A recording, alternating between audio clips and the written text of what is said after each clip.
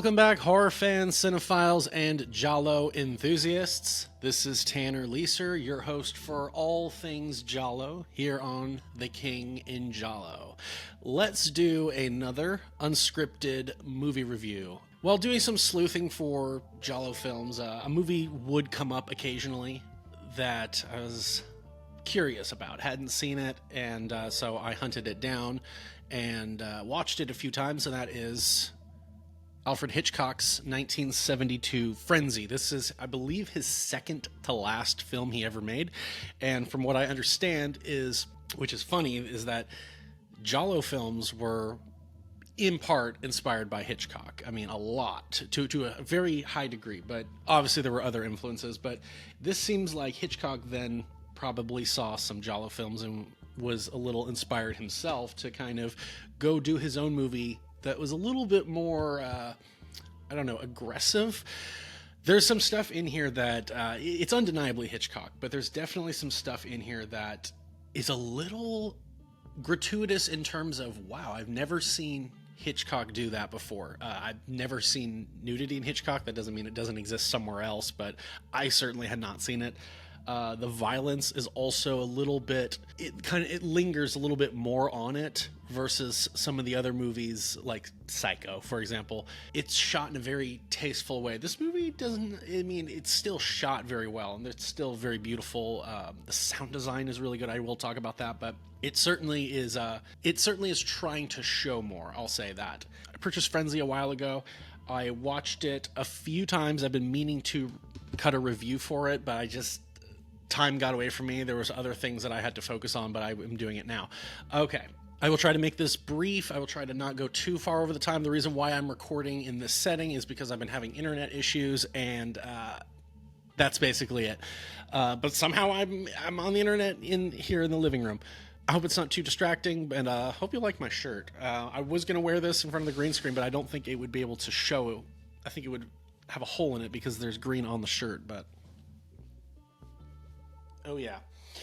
This shirt I've got on Cavity Colors. You can find them on Instagram. You can find their website. They've got a full catalog of horror stuff, Godzilla stuff, Giallo stuff, and they had recently done a little bit of an Argento thing. And so I got some Bird with the Crystal Plumage shirts. I got a deep red shirt.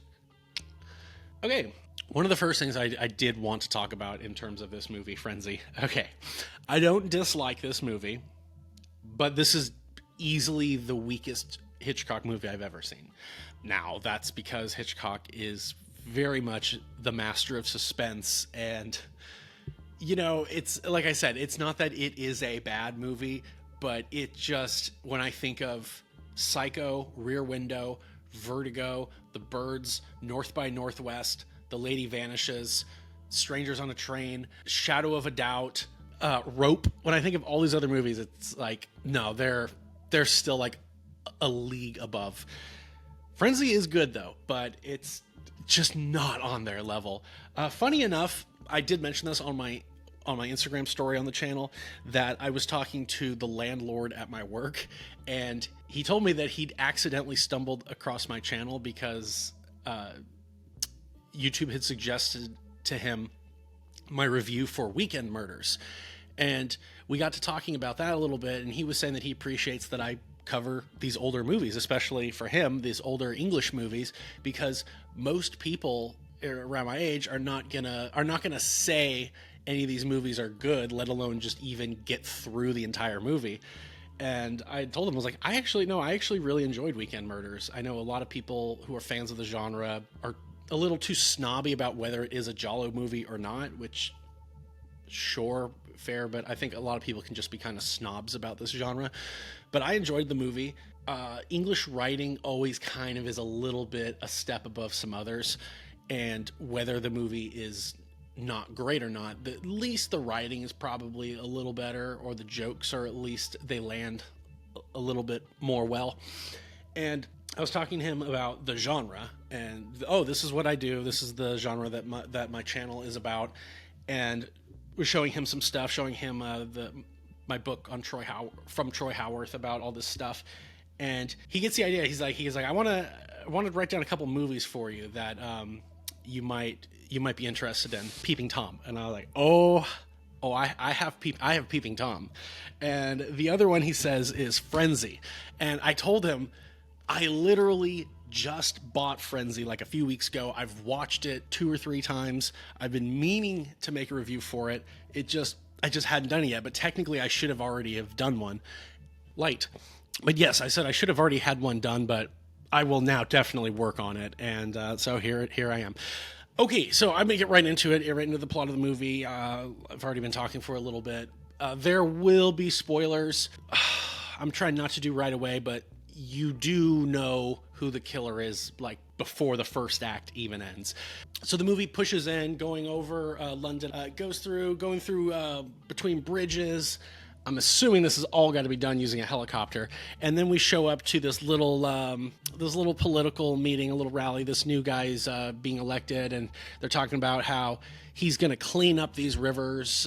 We're going to restore them to the way they were before, the industrial age kind of tarnished everything. And immediately we find a body in the river, and it's this naked woman. She's got a necktie around her neck, and the people are whispering about it, and we know that there is this necktie murderer who's been killing women for the past months or so. And then we meet our main character, who is Richard Blaney, played by John Finch. And he's like a former RAF captain, and now he's working at some bar, and he gets fired because the bar owner sees him pulling a beer, and he assumes he's stealing it. He says, I had every intent. I'm paying for it. I always pay for this. And he's like, well, I don't care if you're stealing or drinking on the job. I won't stand for either. So, hit the road. Okay, so man's out of a job. There's a girl who also works at the bar named Babs, and I guess they've been kind of having a thing a little bit. And there's this really weird line where the bar owner is like, oh, I see, everybody here, all the patrons see how he touches you, and I won't stand for it. And she says this. And what about you? Always fingering me? You keep your lying mouth shut. Which, maybe that doesn't mean what it sounds like nowadays, but God, that is just so funny to me. And then it kind of makes me actually want to see that in the movie just for comedy. But anyways, he's out of a job. He's going for a walk. He runs into his friend, Rob, also called Bob. And this guy is a little too nice. Very, very nice. Very good friend. Like, oh, what can I do to help you, mate? And he he offers to give him money. He's like, no. He says, okay, well, if you ever are in trouble, come see me. Here, let me get you some grapes. And then he goes, also, this horse is in a 4-horse race coming up in a couple hours, and all the other horses have already won, but this horse has not. And so the odds on it winning, or the odds for it are 20-1, or yeah. And he's like, you got to bet on it. It's a sure thing. It's going to win.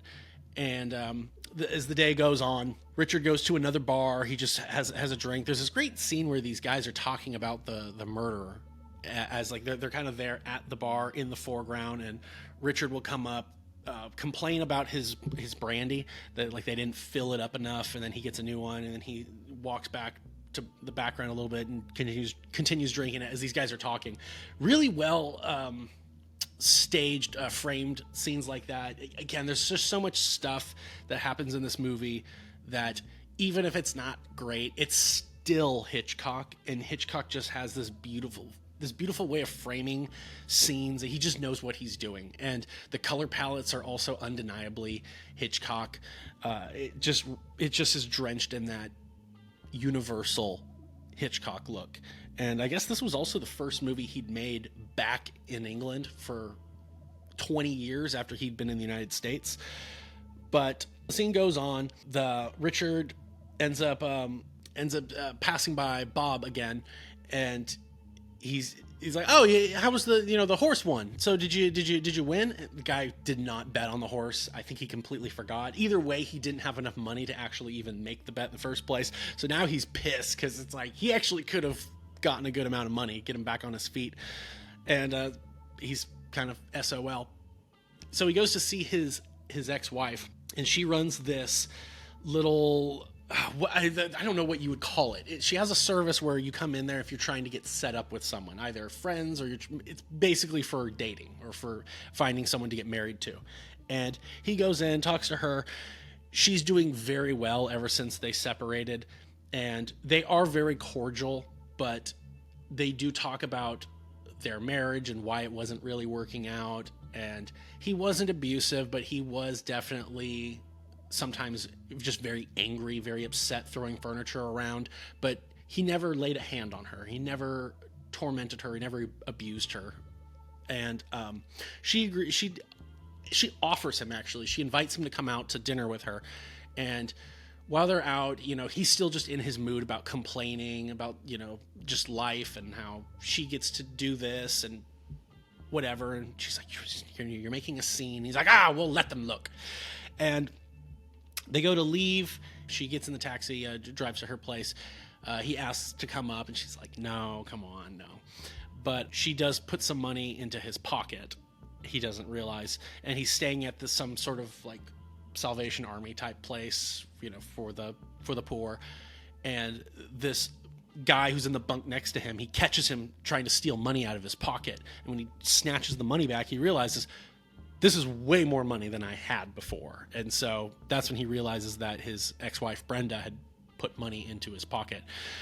And then we have there's still some more stuff that goes on, but we have this scene with Bob, where Bob goes to see Brenda. And this is where you should probably realize something is up. And she's very like short, just very short with him, just like, what do you want? Why are you here? And you find out through this scene that he's come to her for her service to try and get set up with women. And they don't explicitly say it, but she says that he's looking for a very specific, particular type of woman.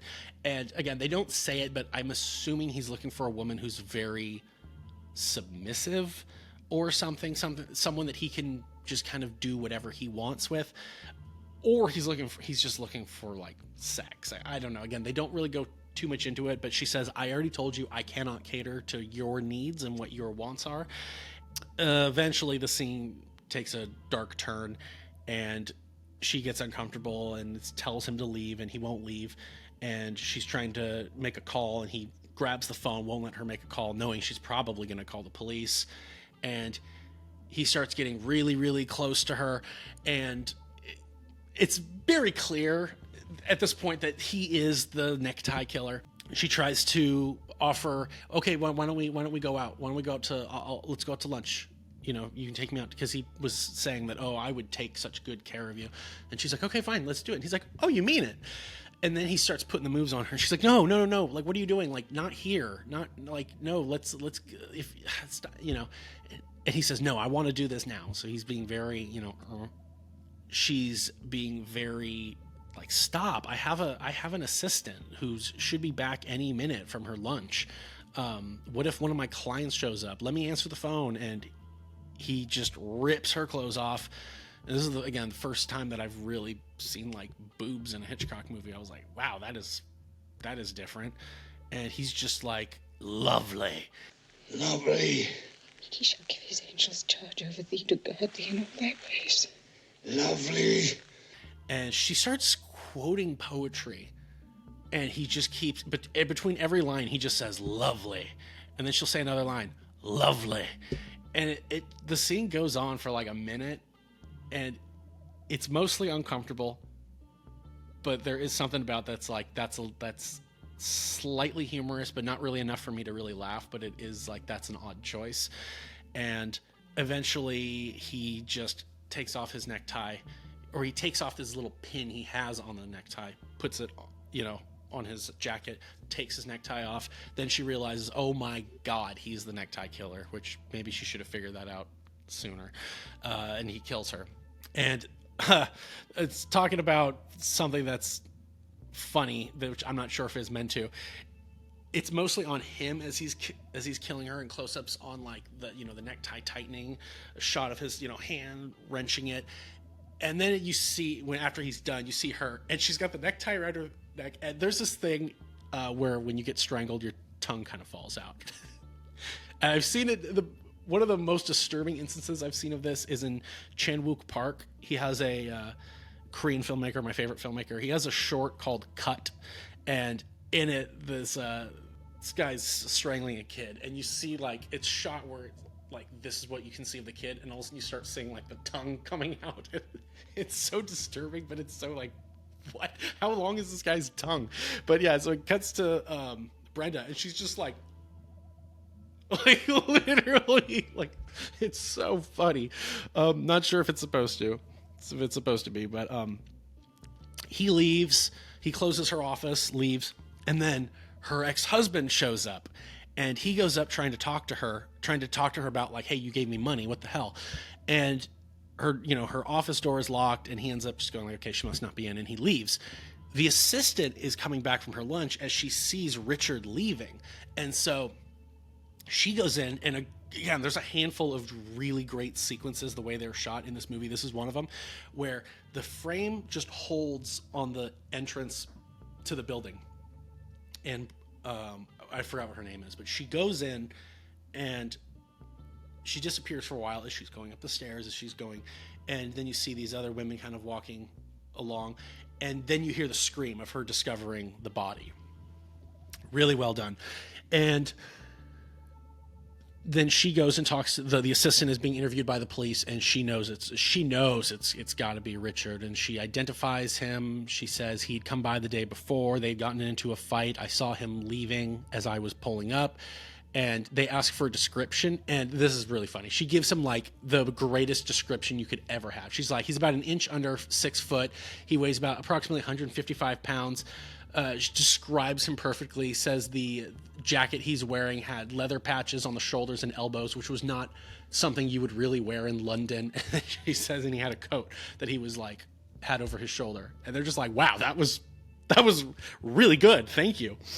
And as the movie goes on, it is Richard being hunted by the police, and so he finds Babs, the girl from the pub, and I think he goes to stay with her. Oh yeah. So they stay at this just random little motel type hotel place, and they get a big bed, and he gives his clothes to the guy running the place and says, I need this stuff cleaned. And he really wants it cleaned because it reeks from the previous place he was sleeping at. Anyways, so that guy then realizes, oh, that this is the guy from the newspaper. This is the killer. He calls the police. They go up there, and they've already left. She finds out that his ex-wife is dead, and they're having an argument in the park, and he's telling her like, no, trust me, like, I did not do it. Well, what about this? Well, I didn't know that she put the money there. Well, this that, and they're having this argument in the park, and suddenly this guy comes up, and you don't hear what they're saying because it's shot from this other person's perspective on a balcony looking down on the park. But suddenly that guy who came up to Richard, he's bringing them up to his place. And so the guy brings in Richard and Babs, and the woman who was watching them from the park is this guy's wife. What are their names? Porter. Yeah, I think so. I think it's Mr. and Mrs. Porter, if I'm not mistaken.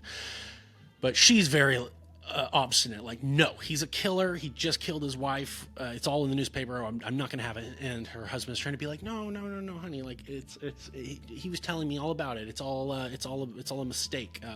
He just needs a place to lay low for a little bit. And then, we're going to Paris in a couple days. We'll just do that. As he's staying there, Babs leaves. She goes to work back at the bar, and the guy who runs the place, Mr. Forsythe, he's like, where the hell have you been? Like, I know you were with him. Like, I'm surprised you're even alive. Like, he's a killer. I was worried about you. And she's trying to tell him, like, you've got it all wrong. You don't like him. He didn't kill his wife. And he keeps giving her the third degree, and she's just like, okay, I'm freaking leaving. I'm leaving. And she goes to leave. Oh, and inside the bar was Bob. Bob's your uncle. He was there talking to someone. And this is the other really, really great shot in the movie, is she comes out of the bar, walks up to the camera. All the sound goes out. And it was really loud inside the bar, and she was just screaming as she stormed out. And then she comes out, and it's just like city street noise. It's been a cacophony of just noises. And then she comes in, walks right up to the frame, and it goes silent. And then you hear, "Need a place to stay, love." And it pulls out, and Bob is right behind her. And it was just like, that is brilliant. Up your jack. Come back, you! Oh, balls!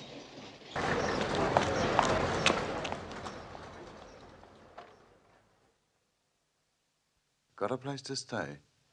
Oh, hello, it's you, Bob. Yeah. And she knows him, and she's like, that'd be great, thank you. And so she goes to his place, and then they do this thing again with the sound design again, which is brilliant. He leads her to his place.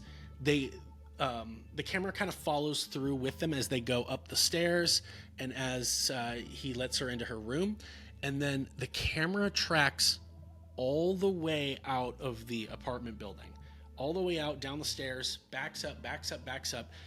Sound is quiet. It's completely silent inside the apartment. Once it pulls out through the door frame and into the street, people start walking by, and it's just, again, a cacophony. It's just loud.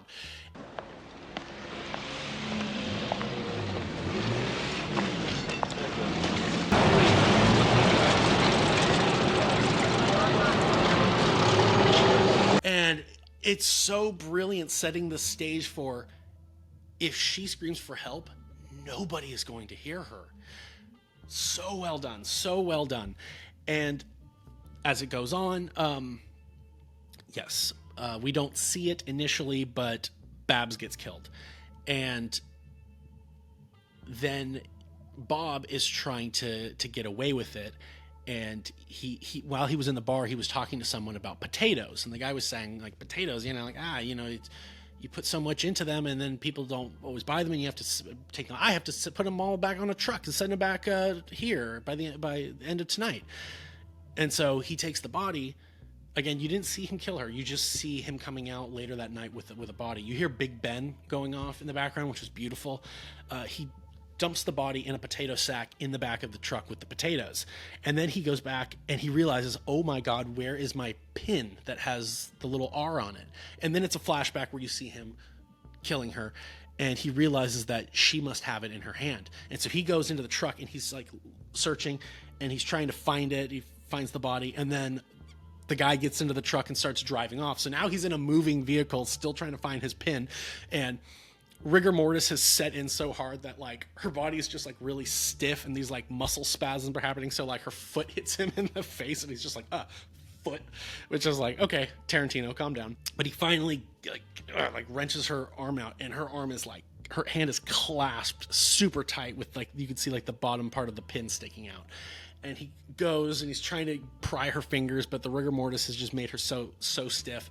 He pulls out like a penknife, and he tries to like prop her fingers open, and the knife snaps, and then he just starts like breaking the fingers, and it's literally just, doing like this type of thing, but the sound design is like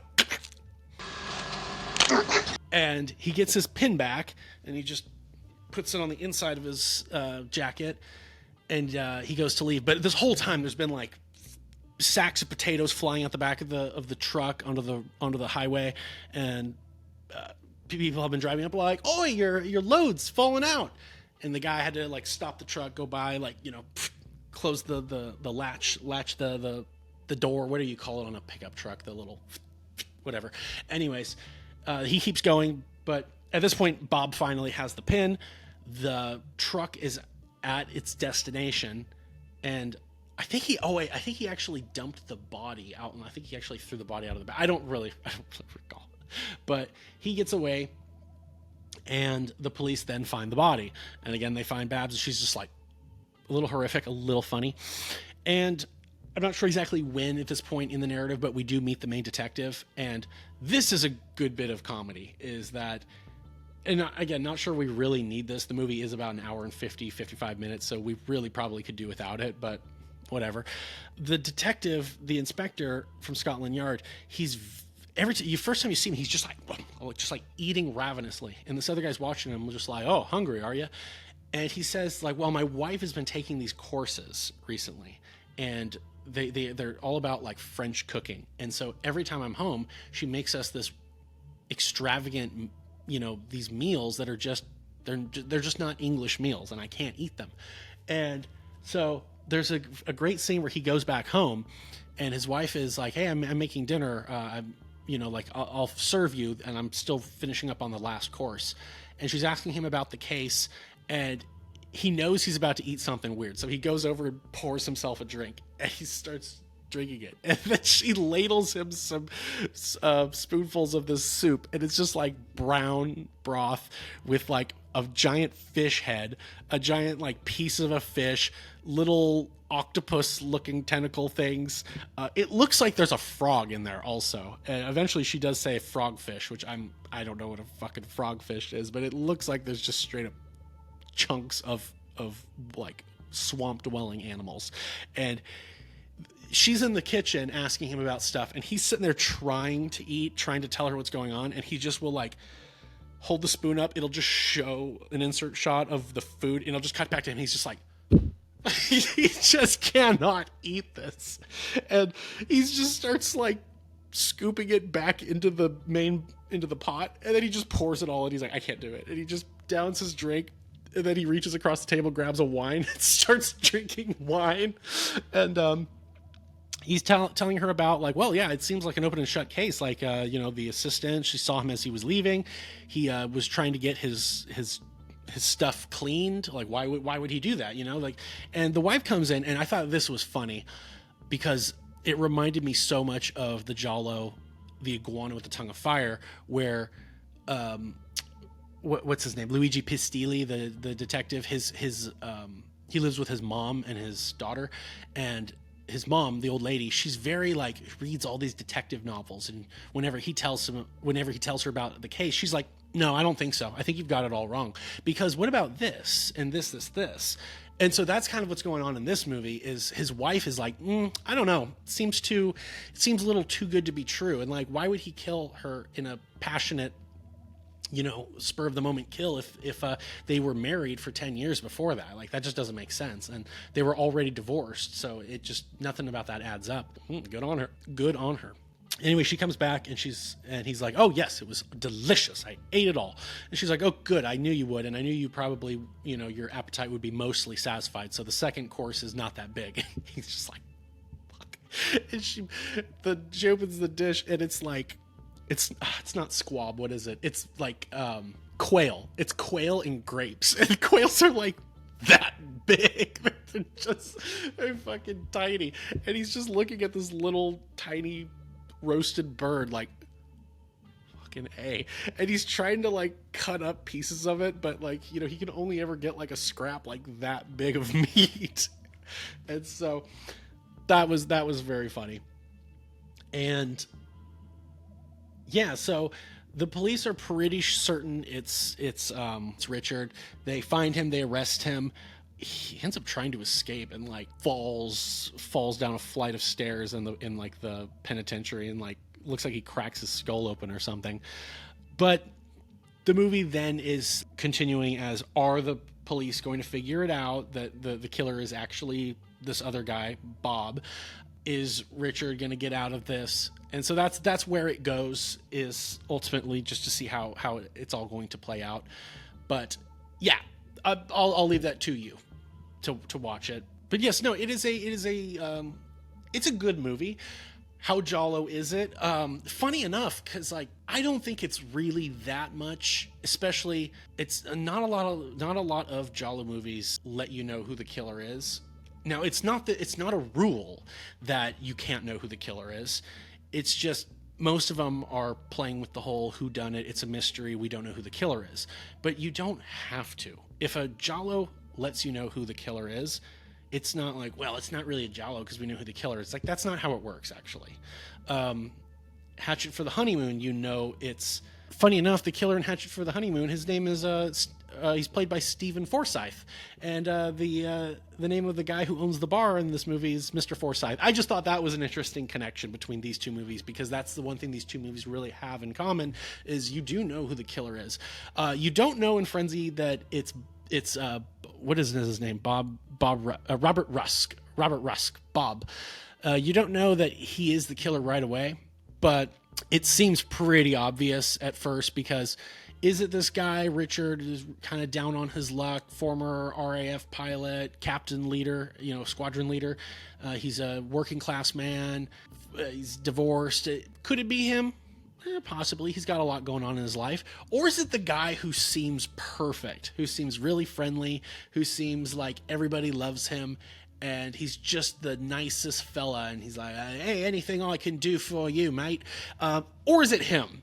And so when it's revealed that it is him, for me, it was like, well, okay. Because, yeah, again, it was really only going to be one of these two guys. Could it really be anybody else?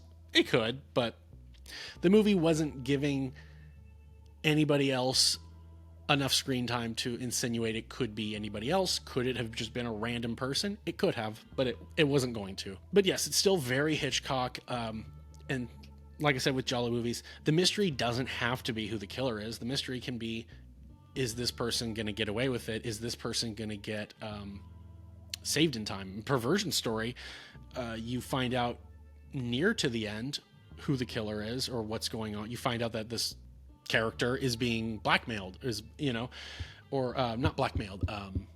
They're being set up. And so now you're watching the end of that movie. Like, is this person going to be imprisoned, executed, or is everything going to be solved before it happens? So yes, I do like the movie. Again, going back to how Giallo is it, I see why it gets thrown in there. I found this on Wikipedia when you look through Giallo films, and it goes through like movies that are kind of Giallo, sort of, Frenzy, Alfred Hitchcock, 1972 pops up. So yes, would I say like, oh, it is a Giallo? I wouldn't. It's a Hitchcock thriller. But if you are a Giallo fan and you watch these movies, if you are a completionist, there's no reason why you should skip it. Because I'm sorry, but at the end of the day, a lot of these hard to find movies that we have to do so much searching for on the internet to find a shitty stream off of a Russian website. These movies are not generally really worth it. Some of them are fine, but I would say Frenzy is easily better than a lot of those movies. So if you're going to be like, I don't want to watch it because it's not Italian, like, okay, whatever, you do you, boo. But I'll say this was a good movie. Like I said, for me, it was the weakest Hitchcock movie I've seen. There may be one other Hitchcock movie that I liked less, but it is probably easily 15 or so years since I've seen, any of those movies. All the ones that I can think of Hitchcock, I really like. It's been a while since I've seen The Lady Vanishes. It's been a while since I've seen Strangers on a Train, but those might be there for like, there's a reason why I don't own those movies, and that's because I wasn't really blown away with them. Frenzy's good. Check it out. Great performances by John Finch and Barry Foster. I got this on Amazon. It was like $7, something like that. Like, was not expensive, and this was a Blu-ray. I don't know if I can say anything else. I'll try to throw some clips in there for the movie, but Universal does own it, so sometimes people are getting upset with me, like, why are you showing your face instead of showing the clips of the movies? And it's like, well, first off, the reason why I do these videos is because they're not that hard for me to do, and generally my followers like the content. Anytime I get a comment from someone who's saying you should put more clips in, it's someone who's not subscribed to me or has never commented on any of my videos, and I don't really give a shit what you think. I'm sorry, what you think. These videos are mostly for people that are already like my channel. I will try to put clips in for some of these movies. It's easier for me to do it with the more old Italian Giallo movies. For something like this that's owned by Universal, I probably can't. I probably have to be very sparing when and how I use clips, or else the video will instantly get grabbed by Universal as for copyright. Speaking of which, I did a video on April Fool's Day that was me saying what I thought was the greatest Giallo film ever made. It was an April Fool's video. I couldn't upload it because Disney owns the copyright to that film, and they were instantly like, nope. So it's on my Patreon for free. All you have to do is go to my Patreon and subscribe for free. It might be a little inconvenient, but there's plenty more things that are more inconvenient. But yes, I worked really hard on that video. It's kind of the reason why a lot of these other videos had to be postponed, because I was really trying to work on that video, and just to get to uploading it on YouTube, and YouTube saying, hey, you got a Disney copyright. And I'm not even gonna fucking fight with Disney. Like, no way. They're just assholes. But anyways, that is Frenzy by Alfred Hitchcock, 1972. I do enjoy this movie. Have you seen this movie? Did you know that Hitchcock made a Giallo inspired movie? Have you seen it? What are your thoughts on the movie if you have seen it? Other than that, yeah, I recommend it if you haven't seen it. I got nothing else really to say. I talked a little bit longer than I intended to, but hey, that's fine. Is there anything else that I wanted to mention about this movie?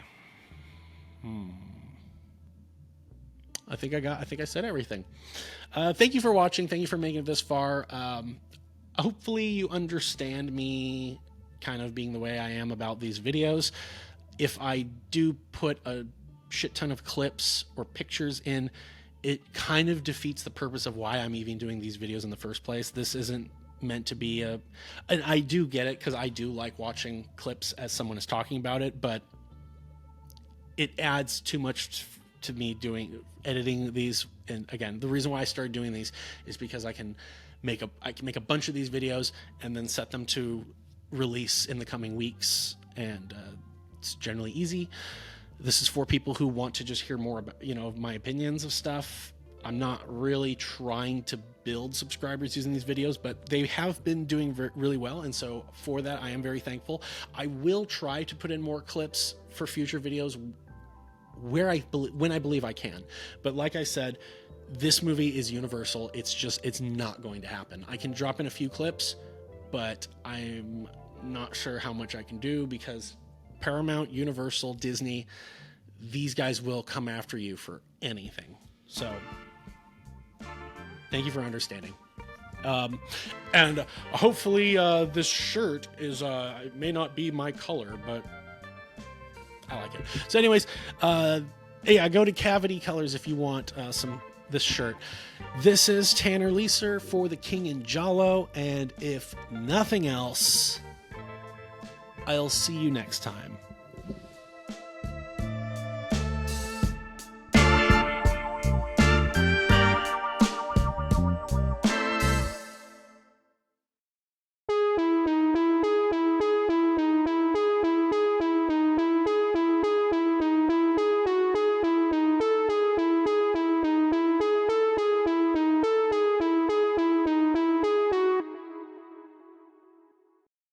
Come on, Neville. Best foot forward. I suppose we should go straight and get the marriage license, my dear. What's your rush? Let's go to my place first.